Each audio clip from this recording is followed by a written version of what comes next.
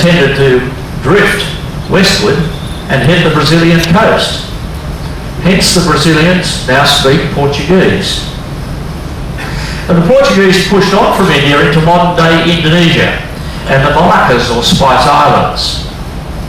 They reached Japan. They might even have seen the west coast of Australia. The Portuguese Empire was one of the early European empires to grow because of the spice trade. Now by this time, following Columbus's route, the Spaniards had reached the mainland of the Americas. The first European to set eyes on the eastern Pacific Ocean was the Spanish explorer and conquistador Vasco Núñez de Balboa, who crossed the Isthmus of Panama, then known as the Isthmus of Darien. And in September 1513, Balboa, having 3 years earlier founded the first permanent European settlement on the American mainland at Panama, climbed alone to the peak of a mountain and for the first time saw the South Sea, or what is now called the Pacific Ocean. 4 days later, Peary's men reached the ocean, waded into the sea to claim it and the lands that it touched for Spain, not of course knowing how much land was touching this ocean. That's what they used to call an ambit claim. He also found a fortune in gold, ornaments and pearls. Now Balboa clearly left his mark. For example, those of you familiar with San Diego in Southern California will know of Balboa Park. It's a wonderful place, now the site of the city's finest museums, the famed zoo and botanic gardens. But when the Panama Canal opened in 1914, Balboa Park was the venue for the Panama California Exposition of 1915-1916. And they, of course, recently observed the centenary of that wonderful event. Unfortunately for Balboa, while he was making his mark in the Americas, the Spanish king had appointed a new governor for the territory who considered Balboa a rival. This was despite the fact that Balboa was actually married to one of his daughters. He framed Balboa for disobedience and treason, and in 1519 Balboa was beheaded together with 4 of his lieutenants. The Spaniards were not satisfied with their conquests in the Americas, which they saw as just a stepping stone to the Spice Islands. The Portuguese and the Spanish were in serious danger of going to war with each other over their new conquests. So they negotiated a treaty by which the world was divided along a line that generally reflected the colonial possessions of the time. Now, it takes a bit to imagine that both the Portuguese and the Spanish could carve up the whole world to themselves, but that's what happened. And the Treaty of Tordesillas came into being. There was both a religious and a political aspect to this in reaching the agreement, and you may sometimes find this referred to as the line of demarcation, or the papal line of demarcation, having been sanctioned by Pope Julius II. And this map shows the dividing line in the Atlantic, and again shows that slice of South America where Brazil is being chopped off into the Portuguese section. I'm curious that if you continue the line around the world, that Australia actually gets carved up too in this process. In effect, the Spanish were then prevented from going east around Africa to get to the Spice Islands. They always had to go west, and the Portuguese could go east. So that's what the treaty meant. The man who turned the Spanish ambition to reach the Spice Islands into reality was actually a Portuguese aristocrat, Ferdinand Magellan. Born in 1480, Magellan had sailed with Portuguese expeditions around Africa to India, Malacca and the Spice Islands.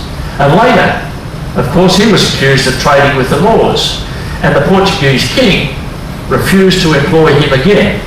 So he renounced his citizenship and offered his services to Spain. No strong allegiances here. In August of 1519, Magellan set sail from Spain with 5 ships. He planned to sail down the east coast of South America, looking for a strait that would lead him to the new ocean. It was to be a very difficult voyage. In April 1520, off the coast of what is now Argentina, there was mutiny on two of the ships caused by the decision to spend winter there on reduced rations. Some of the ringleaders were executed for their trouble, and one captain was beheaded and quartered. Later, one of the ships was wrecked in a storm. The remaining four ships made their way through a channel which became known as the Strait of Magellan. And you'll see that there marked up here, the upper left corner of the slide. But one of the ships deserted and later returned to Spain.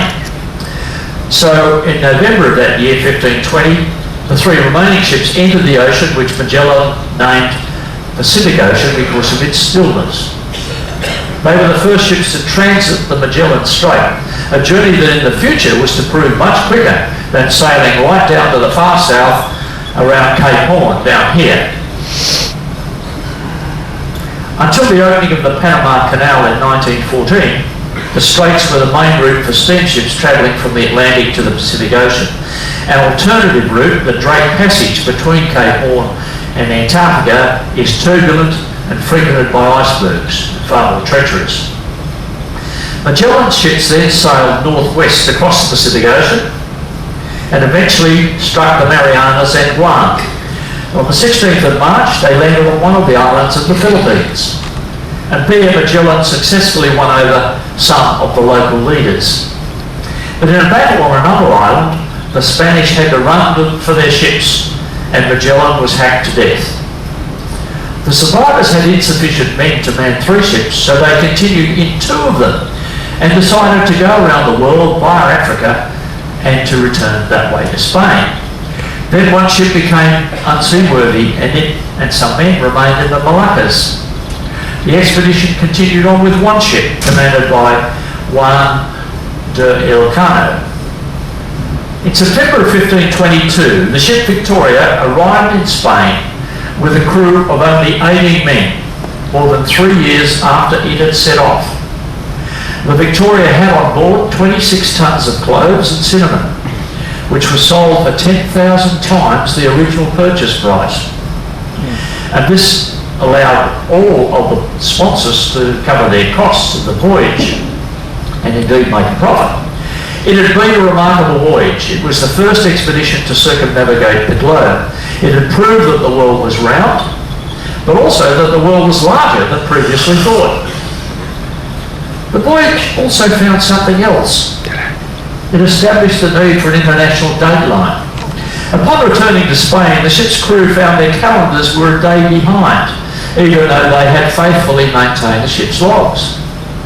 However, they did not have clocks accurate enough to observe the very slight lengthening of each day while they were sailing. And since they were travelling west, after circumnavigating, they'd actually rotated around the Earth's axis exactly one less night than if they'd remained in Spain. This caused great excitement, and a special delegation was sent to the Pope to explain this oddity to him. It had obviously been an immense ordeal for the men. In crossing the Pacific, many men had died of scurvy, and others suffered so appallingly from thirst and hunger that they ate sawdust, leather and rats. Sailing up the coast of Africa, 20 men in the Victoria died of starvation alone. So we saw 270 brave men left Spain in 5 small ships or caravels. The ships were of different sizes, but typically they had broad beams and 3 masts with square sails. They were between 100 and 200 tons weight each. The crews had a monotonous diet of bread, meat, porridge and wine, of which they got a little more on feast days. It was a grim life, poor sleeping conditions, and a pervasive smell of rotting and salted fish. There were plenty of pests, with rats, lice, cockroaches, bedbugs and weevils. Water was limited, there was none for washing. Their clothes were rough and unclean, and of course they suffered from scurvy and other diseases. Discipline was harsh, and Magellan was willing to be ruthless if necessary. Compare that to a lovely voyage on the Nordam. The course that Magellan charted was followed by other navigators, all of whom met with failure until the British navigator and the British sailor Sir Francis Drake, more than 50 years later, appeared on the scene. Drake arrived back in England with gold plundered from the Spanish and, of course, 6 tons of clothes. He was the first commander of an expedition to see his expedition sail around the world. Other Spanish explorers followed, and in 1565 an expedition sailed across the Pacific from Mexico and took possession of the islands known as the Philippines after the Spanish king. The Philippines remained a Spanish possession for the next 2.5 centuries. The Spanish then headed south looking for the Great Southland, the fabled land of Ophir, where by legend King Solomon's mines had provided gold to build the Temple of Jerusalem. They discovered instead the Solomon Islands and Torres Strait that separates Australia and New Guinea. But they didn't realise that the land they saw to the south of the Torres Strait was actually Australia, the Great Southland. Let's look at another great explorer, Abel Tasman. After the Portuguese, the Dutch wanted to get in on this lucrative spice trade, and in the early 17th century began sending their ships around Africa to the Spice Islands. Of course, the Dutch weren't constrained by the Treaty of Tordesillas. That was none of their business. They established a trading company in what they called the East Indies, which of course is now Indonesia, and eventually supplanted the Portuguese. They established their capital in Batavia, now Jakarta, on the island of Java. They realised that the best way to get to the Indies was to sail across the Indian Ocean at a latitude of about 40 degrees south, where the winds there, now known as the Roaring Forties, would carry them much more quickly than if they'd followed the northerly course. Then at the appropriate time, they'd turn north, heading for the Indies. Well, inevitably what happened was that if they miscalculated slightly or were blown off course, they'd hit the west coast of Australia, which they called New Holland. They're not terribly interested in this barren desert land that they could see. No water was there. It was really not very impressive at all. This map shows several of the Dutch explorers around that time with the dates of their explorations. Eventually, in 1642, the Dutch East India Company commissioned Abel Tasman to see if he could find a route to Chile to compete with Spain and to look for the Great Southland, Terra Australis. Tasman took the traditional route, but sailed a little further south, and instead of turning north to the Indies, he kept going. Eventually he struck land, which he named Van Diemen's Land. We now call it Tasmania, the southernmost state of Australia. Sailing on in December of 1642, he sighted the mountainous coastline of the South Island of New Zealand. Pearce was the first European contact with the New Zealand Maori, who killed 4 of his men. Now, without him personally having set foot in New Zealand, Tasman then sailed further into the Pacific before sailing around the north coast of New Guinea and on to Batavia. So he did quite a round sweep of the area. So Tasman didn't find a route to Chile, or gold, or Terra Australis, and he had no financial return for his efforts. But he did discover Tasmania, New Zealand, Tonga and Fiji. Now what's so interesting about all of this exploration is that while Australia is a big continent, its actual existence as an island continent was missed by most seafarers for centuries. The Dutch and some others, such as the Englishman William Dampier, charted the west coast of Australia, but they didn't find the east coast or realise at the time that it was Terra Australis. I showed you that earlier with some of those Dutch explorers, travellers. Now, up to the end of the 17th century, the explorers had usually been driven by the lure of finding great wealth. But in the 18th century, some explorers undertook their missions either for national prestige, waving the flag, or because of a thirst for knowledge. So this was the period of scientific exploration. Also by the 18th century, the Portuguese, Spanish and Dutch empires were in gentle decline, overtaken at this time by the French and the British. The first French expedition was led by Louis-Antoine de Bougainville. Born in 1729, he was a navigator and military commander who fought in the 7-Year War against the British in North America, that element called the French and Indian War. In 1766, after the war, he received permission from King Louis XV to circumnavigate the globe and to restore French prestige by discovering Terra Australis. So he set out with 2 ships. He sailed through the Strait of Magellan and across the Pacific. He discovered the Society Islands, which are French to this day. It's part of French Polynesia. And continuing on, he saw the heavy breakers of the Great Barrier Reef off the north coast of Australia. But being low on supplies and enthusiasm at the time, he turned north and discovered the northern island of the Solomon Archipelago, known today as Bougainville. He sailed around the north coast of New Guinea and returned to France via the Indian Ocean. So Bougainville became the 14th navigator in Western history and the first Frenchman to sail around the world. And he lost only 7 of his crew of more than 200 men, which was a credit to his management of that expedition. Bougainville didn't discover all of the islands of the Tahiti group, but he and his crew had an idyllic encounter with the natives of Tahiti, whose charms were greater than the captain even could resist.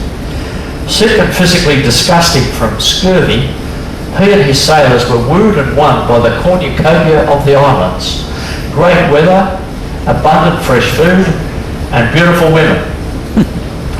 Bougainville rhapsodied extensively about this paradise and brought back to France a Tahitian of noble birth named Apu. You might recall this morning that Phil talked about Tupaia. It was also the same category of a local who was looked upon curiously by the European explorers. This all coincided with the prevailing popularity of the philosophical concept of the noble savage and cemented Tahiti's place in Europe's romanticisation of primitive simplicity. That's another story about the noble savage, and an interesting one at that. I might add that Bougainville's statue sits very proudly in the park at Papeete in Tahiti, for those of you who have been there. Bougainville was accompanied by botanist Philibert Commerson and his valet, Jean Barret. Now the crew became suspicious of the relationship between the botanist and his valet. At Tahiti, the valet showed no interest in women, and the ship's surgeon then unmasked the valet as a woman, Jean Barret. So Bougainville's sole official response was to grant the woman her own quarters, aware that she might become the first woman to circumnavigate the world, which indeed she did become. But the most intriguing aspect of Bougainville's voyage was that he came so close to discovering the east coast of Australia. However, by the time he saw the breakers on the reef, later known as Bougainville Reef, his ships had exhausted their supply of biscuits and salted meat, and the men were suffering badly from scurvy. So the ships then turned north, looking for an easier place to land. Had he continued on, who knows? You'd probably be getting this talk in French this afternoon. Enter James Cook. Now, Philip this morning quite rightly pointed out that when he took off on his first voyage, Cook was actually Lieutenant Cook, and his ship was actually Her Majesty's bark Endeavour, not Her Majesty's ship, which would have entitled him to the title of captain. But that's perhaps another story. I'll be doing a complete talk on Cook tomorrow, but for completeness in this presentation I want to summarise his exploits now, if I may. Cook undertook 3 voyages of the Pacific, shown here a bit like Spaghetti Junction. The first voyage in 1767 to 1770 is the one shown in red. Its mission was to observe the transit of Venus in Tahiti, then continue westward to find the elusive Terra Australis. And in the course of this mission, Cook mapped the complete coastline of New Zealand, discovered the east coast of Australia and claimed all that he had seen for the King of England. There's some debate at the moment about whether he discovered it or simply found it. Australia having been occupied by that stage for more than 50,000 years.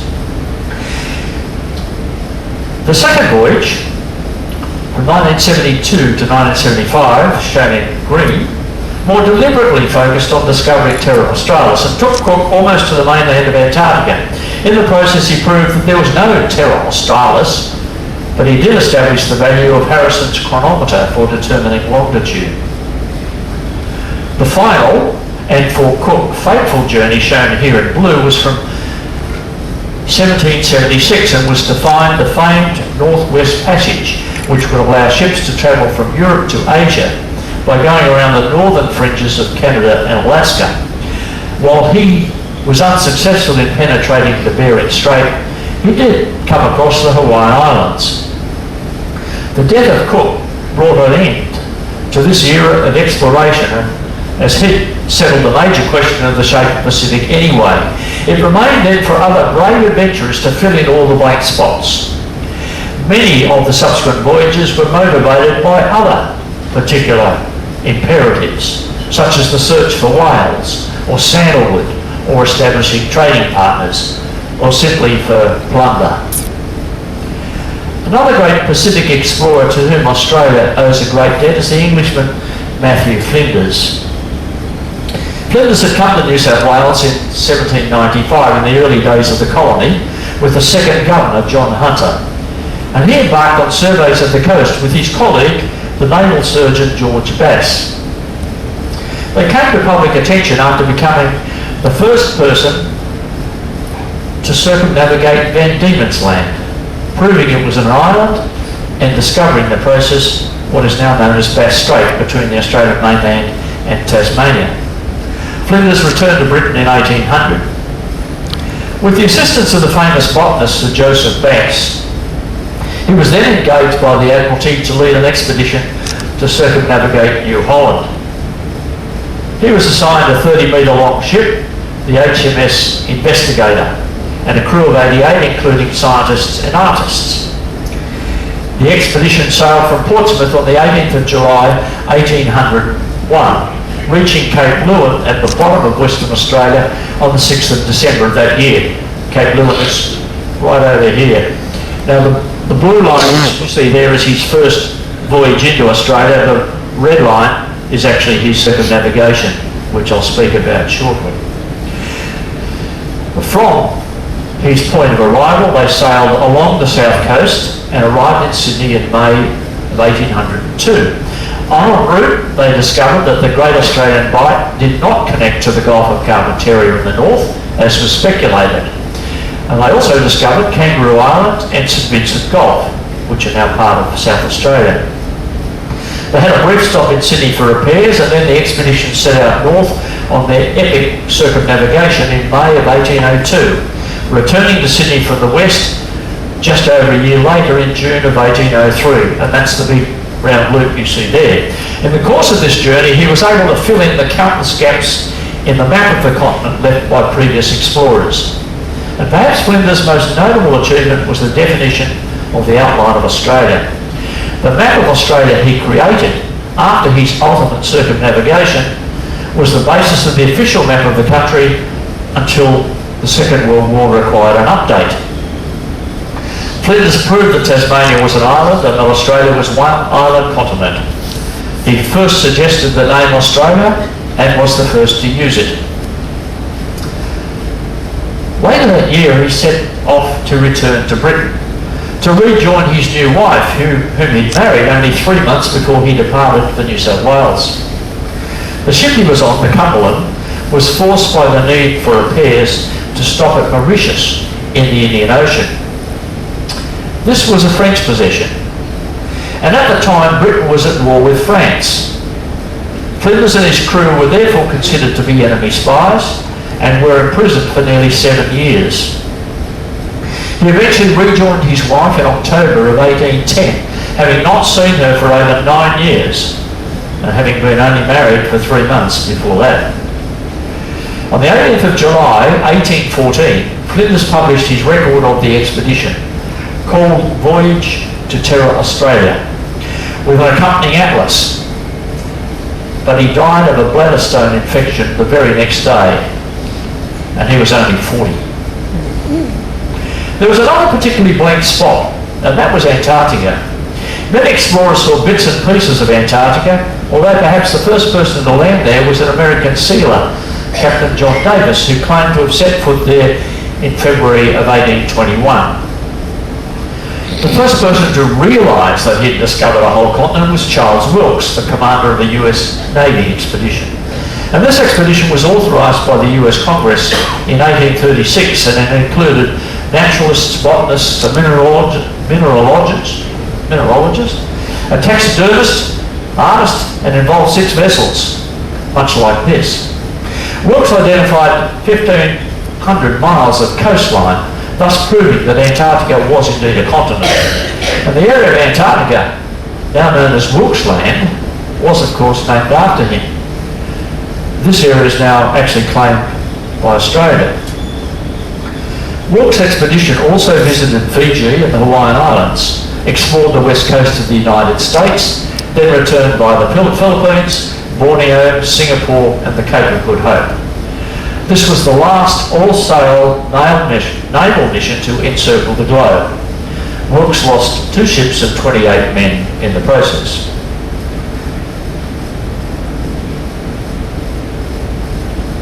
Now, Wilkes subsequently gained notoriety for other reasons.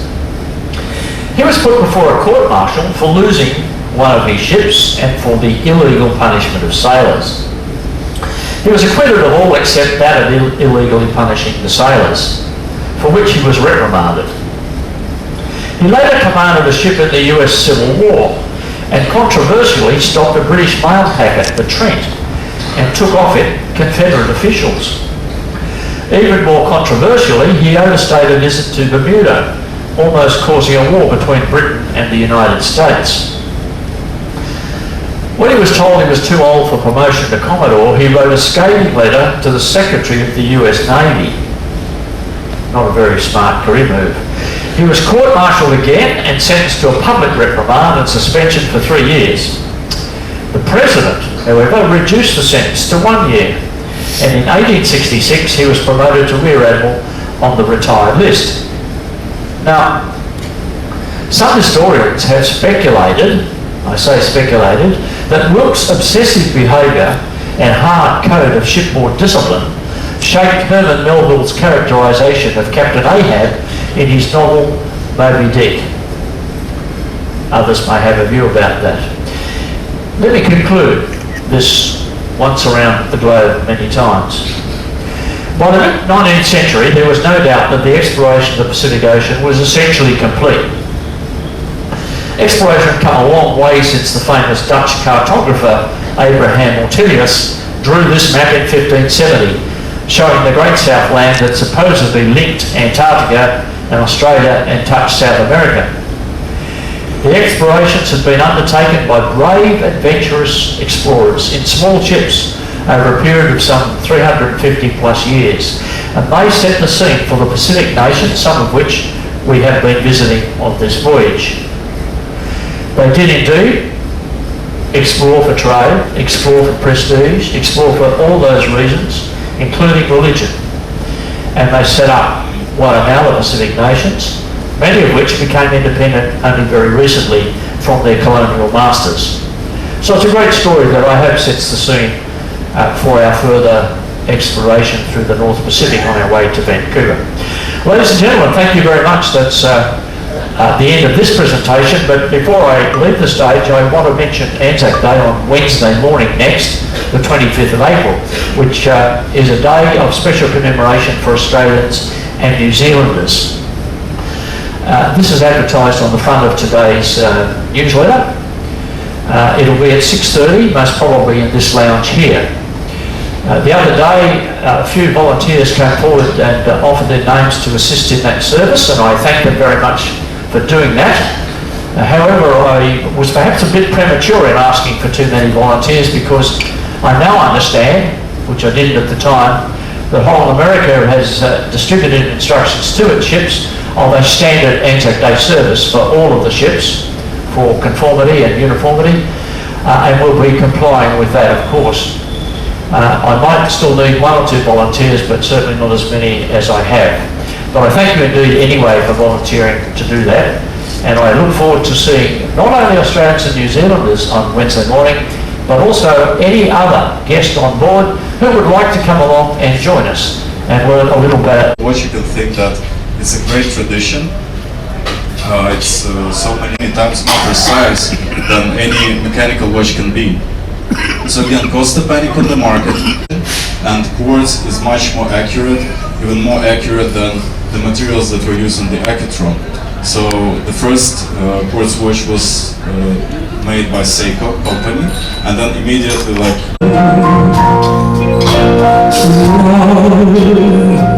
You were chased from above to try with your arms to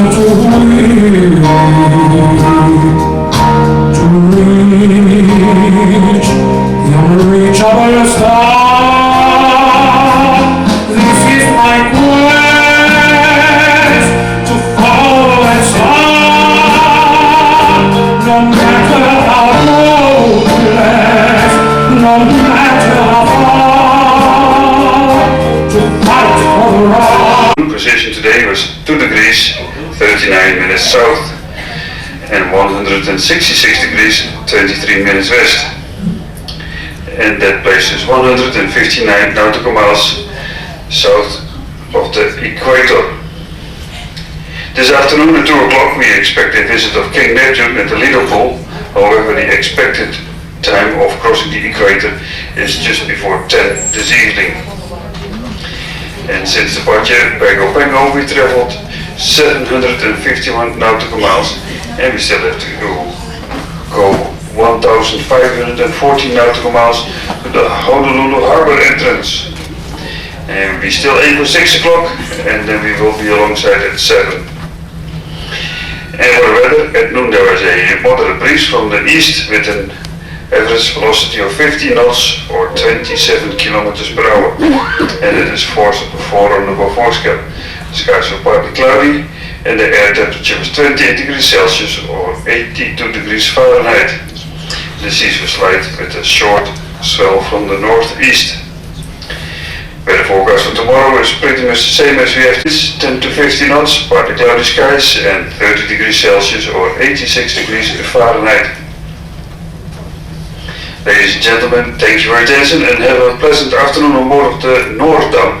And here is your cruise director Jan with an update of this afternoon's activities and tonight's entertainment. Thank you, Captain. Now, firstly, coming up at 1 o'clock, our presenter Philip Creaser is going to tell you how the Big Bang Theory is not true, and that's there in the Vista Lounge. Then, as you heard Captain mention, at 2 o'clock we're going to have our King Neptune ceremony, and we're going to take sign-ups for that from 1:30, and that's going to be Lido poolside. We're going to have you swim across the equator and kiss the fish, and we ask that all participants for the King Neptune ceremony come dressed in swimming gear. Please be ready to be able to go into the pool if you would like to sign up for our King Neptune ceremony. Then at 3 o'clock we have our Fire and Ice Mixology and the Atrium Bar on deck 1 if you want to join the beverage team there. And at 3:30 Piano Man Van has another matinee performance for you in the piano bar to go and enjoy there. Then this evening we bring back to stage 2 performers that you saw earlier on in the cruise, comedian Martin Ralph and guitarist Louis Shelton. So make sure that you don't miss their shows at 7:30 and 9:30. That's it from me for now. Thank you for your attention. Have a great afternoon. Go to the left. I want to go back to my little brass shack in Kealakekua, Hawaii. Very good. Beautiful job. I can hear the old guitars playing. Strum your guitar on the beach at Oh Now. Listen, I can hear the old Hawaiian saying, mouth out now. Here comes your ami. Iko momai no ka'ua ika hale. Woo! All right, give yourselves a round of applause. I can do the hands or the feet. To the right, tap, over to the left. Tap, over to the left. I want to go back to my little brush tap. Inhale, all Hawaii. Very good, beautiful. It's okay. Very good. I want to be with all the men and women that I used to know so long ago. Listen, I can hear the old guitars playing. Strum your guitars on the beach at home now. Listen, I can hear the old Hawaiians saying, now au iko mawai no ko ua ika haile walaka hau. Ole. Very good. Ole like guacamole. Love it. Okay. Don't forget to smile. Little aka. Good. I want to go back. I wanna go back to my little grass shack in Kealakekua, Hawaii. There we go. I wanna be with all the Connies and Bunnies that I used to know. Listen, I can hear I can hear guitars playing on the on the beach. beach at Ho'onauna. I can hear the old Hawaiians sing. Come with me for a ride of fun. Hold on till my ship will be sailing back to Kona. Very good. Scoop in A grand old place by your that's eyes always fair to see. and sit. Good. I'm just a little Hawaiian and homesick I'm poor. Good. Wanna go back to my fish and pork. Very good. Okay. So you can see the temples are lit. Okay. Kohoro to the right. Kohoro to the left. Very good. I want to go back. I wanna go back to my little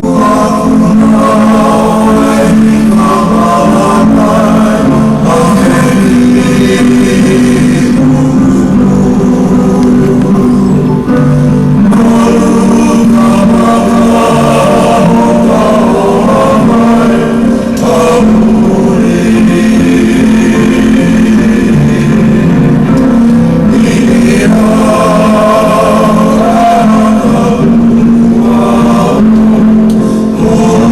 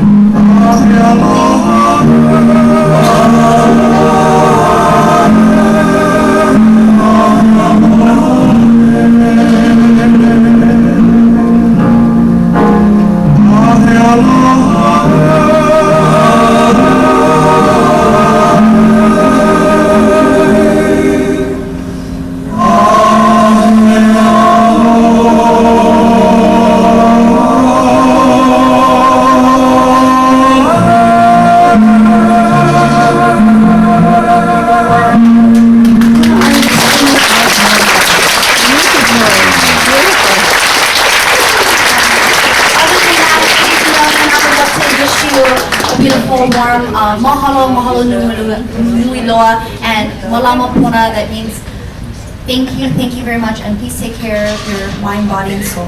Aloha.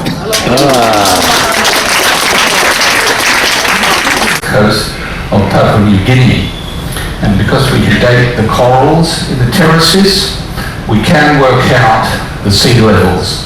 And in fact, there are various ways of looking at sea level and sea level change over, well, that graph goes back, it was 120 meters lower. So in a way, I'm tempted to say, good job we didn't become civilized and build our cities on the seashore 15 to 20,000 years ago, because they would well and truly be underwater now.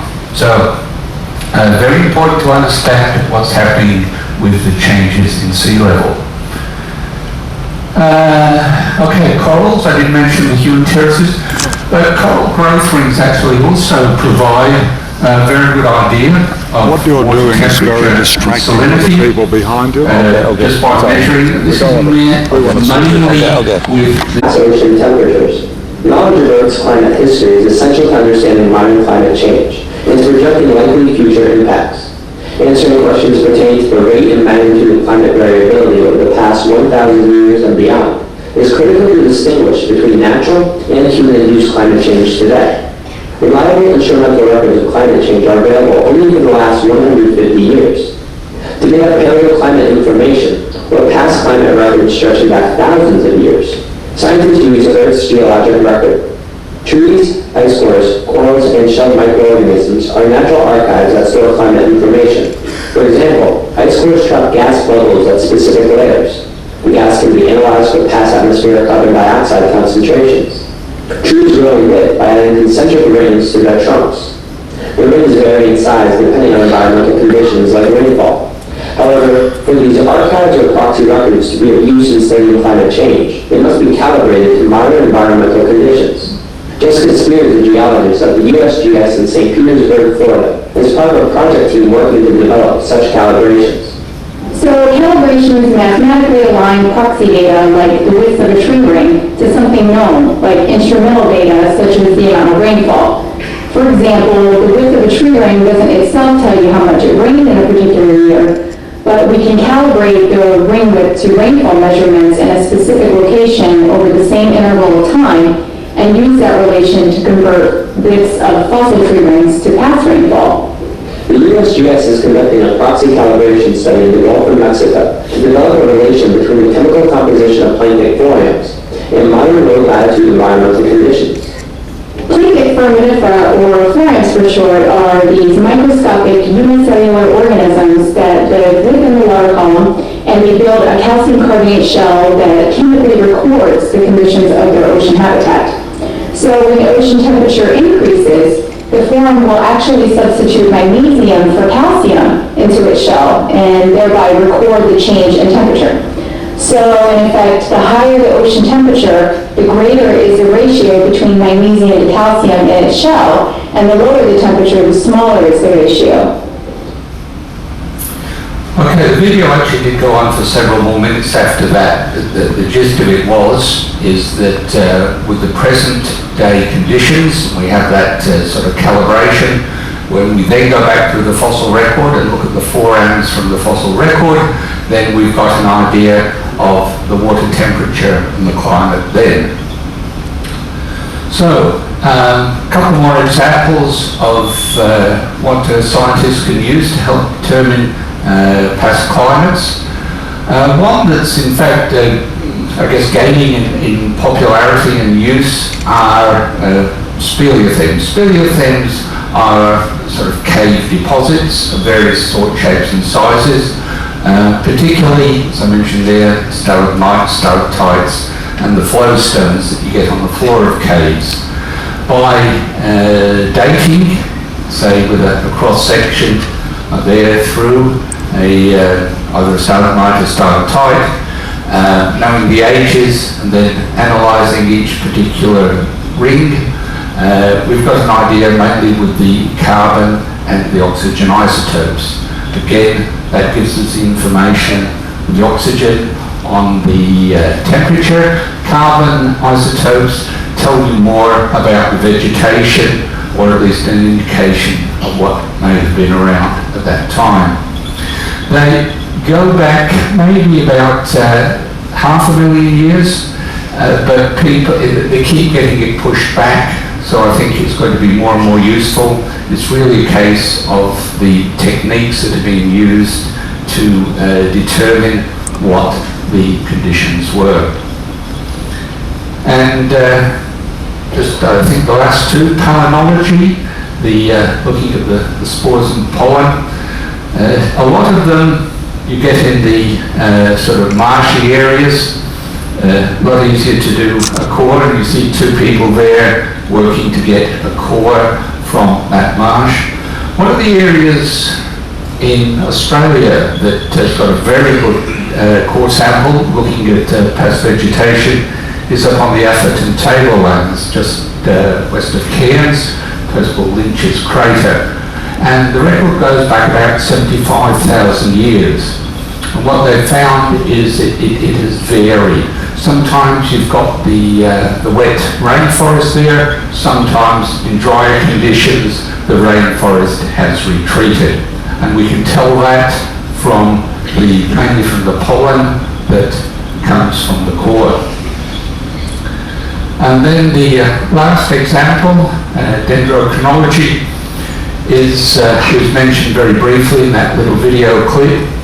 And just as I guess a point of interest, that the area there between, roughly about 1000 AD and about sort of 1400 AD, that was a period when Greenland was settled, and when the Norse established their colony in Greenland, it was very much in a warm period.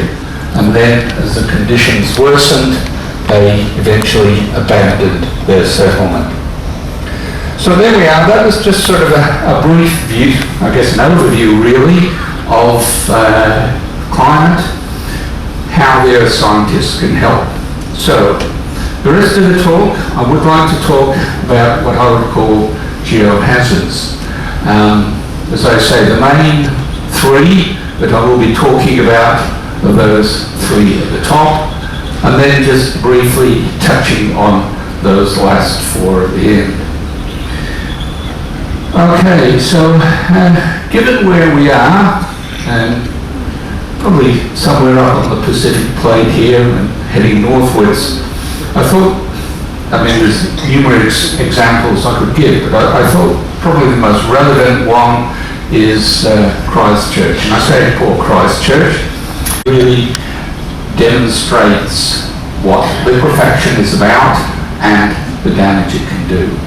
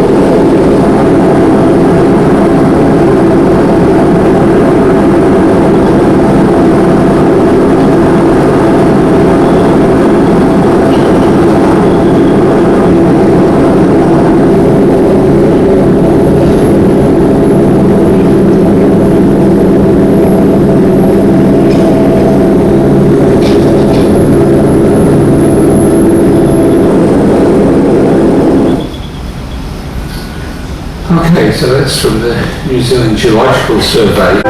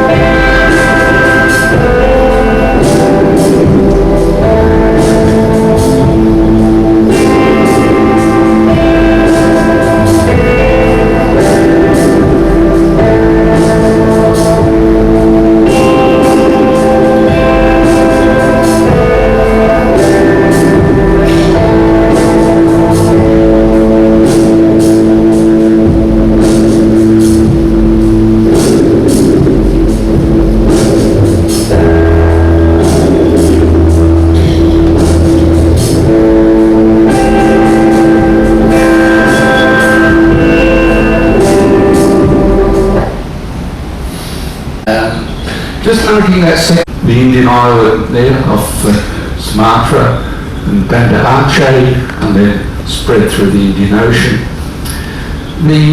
One point I'd like to make from this is that geologists who've studied cave sediments about 3 to 4 kilometres inland from the coast at Banda Aceh have actually found an interesting sequence of sediments, in that you'll have cave deposits, then you'll have tsunami, you'll have sand deposits, then more cave deposits, and so on.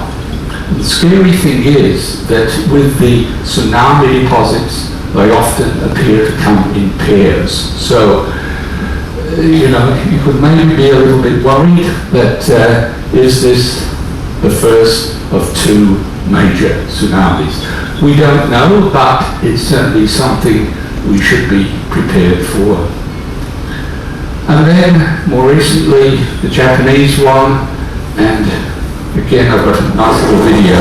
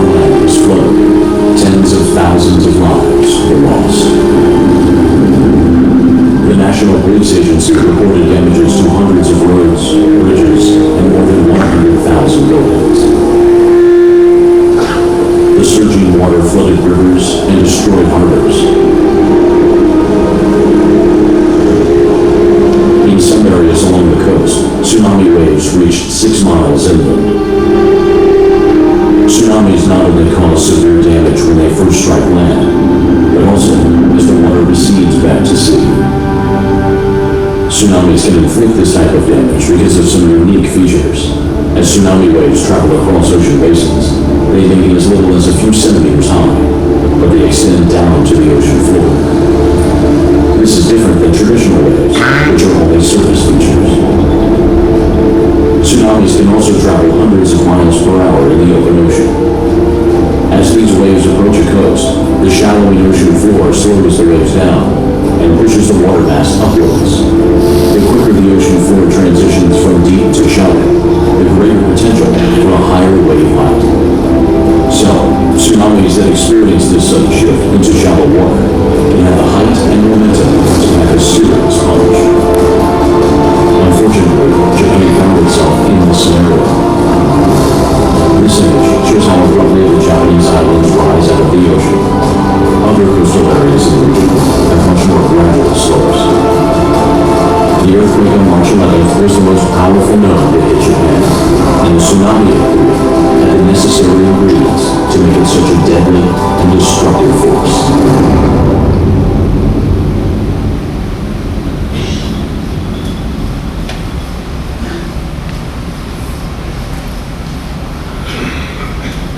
Okay, there's just a couple of points I'd like to make about that is that I didn't get the impression from that was, what a shock, what a surprise.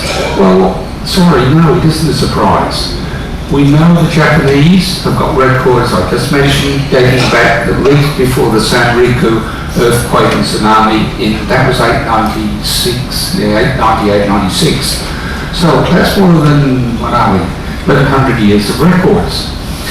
They know how far inland the tsunamis go, so this surprise, it went 6 miles inland. Well, sorry, that's not a surprise to geologists.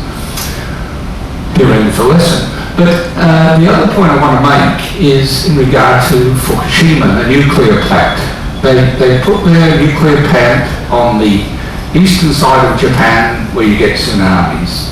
I don't know why they don't put it on the western side well, you don't get tsunamis. If they put it up in the east, that's okay, fine. But if you know you get tsunamis that can be at least 8 to 10 meters high, why do you build a wall only 6 meters high around your nuclear power plant? I mean, I'm sorry, you know, it doesn't make sense to me, but that's me. I did show this slide when I talked about rafting and plants and animals that can hitch rides on various things going across the Pacific. And this was one as a result of the tsunami where a number of marine species hitched rides on bits of debris and a few years later finished up on the west coast of the US and also Canada as well. But just in case you think I'm being a bit, you know, whatever, I don't think we do a very good job in Australia about preparing for possible tsunamis. This is maybe a little fanciful, but maybe it's not. Work's been done by a recently retired professor at the University of Wollongong, and his view is that there have been at least 6 major tsunamis on the east coast of Australia in the last 10,000 years.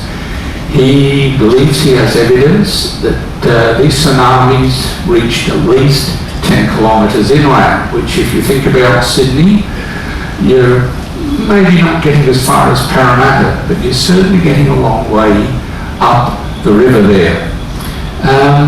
Certainly on the west coast of Australia, in West Australia, you do get some impacts, particularly from when you've had a tsunami in Indonesia. It will have had an impact in WA, but usually not too much. But on the east coast, most of the tsunamis, or should I say possible tsunamis, are probably being created by underwater landslides, much like that Storegga slide in Norway. And they recently did a very detailed survey, that's the sort of the barrier reef there, the fairly flat bit. Then there's a very steep slope down to the Tasman Sea and the Four. What they found, there were things called these Gloria knolls, and they're these sort of, I guess, sort of small underwater knolls. Well, not so small, underwater knolls. They know from corals on the top of them that these knolls are at least 300,000 years old, and that they seem to coincide with some major slippages of an area just off the coast, that's Innisfail. The thing that I find a bit scary is that they estimate that a slide of that magnitude would have generated a tsunami at least 8 metres high. And when you think of all the major Queensland cities that are on the coast, from sort of Cairns, Townsville, what are we sort of coming down, Gladstone, Rockhampton, Mackay, even down to Brisbane, what the impact of a tsunami on Queensland would be. So, you know, I think we have to be prepared for something like this. People need to do more work. What are the chances of this happening? So, I'll come to I guess the last of the big three, as far as, I guess, destruction is concerned, and these are the volcanoes.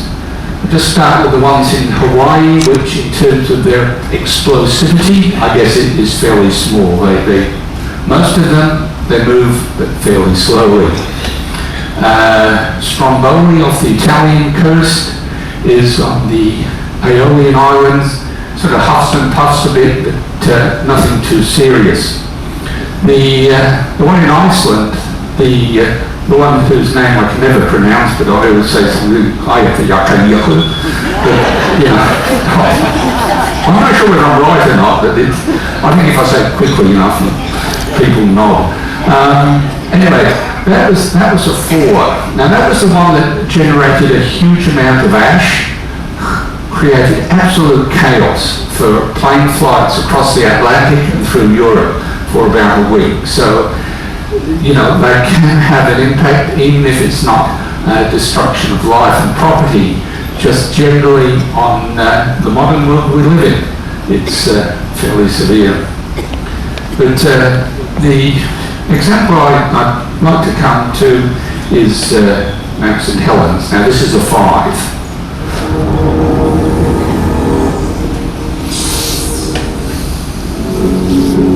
There is a certain fatalism amongst geologists that work around these volcanoes, as we all know that if you're going to work around one, it's getting ready to erupt. There's some risk. Richard's colleague, David Johnson, was also on the mountain.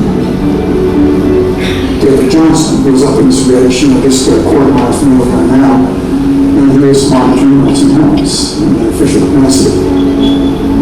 David had parked his trailer in front of the volcano's north flank to keep an eye on an ominous glowing bulge. That same day, amateur photographer Keith Ronholm made his way to a scenic spot, also overlooking the volcano's north flank. We're at Paramento, where I was 28 years ago in 1980. I was 10 miles from the mountain. It seemed like a perfectly safe place to be. But just after 8:30 that morning, the last of a series of earthquakes hit, triggering one of the largest landslides in recorded history.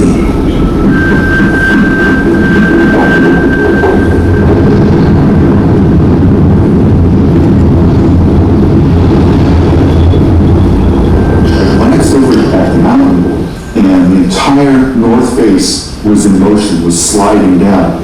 And it's such an unbelievable view that I shook my head and I said, am I really seeing this?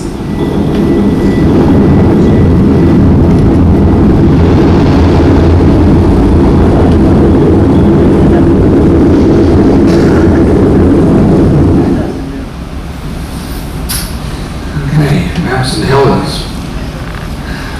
A 5 now. Coming up. Krakatoa, 1883. The noise heard around the world, so they say, and that's a 6. While we're still in Indonesia, I'll give an example of a 7. This is one called Tambora. This is just, well, a few years, at least geologically, a few years before Krakatoa. And I was going to say, just to show you that we geologists, do have a bit of culture with us. There's one of Turner's paintings. Turner, the great British landscape painter.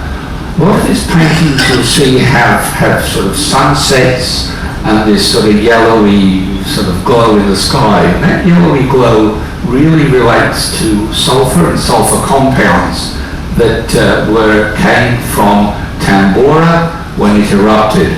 So that's the reason when you look at Turner's paintings, think volcanoes.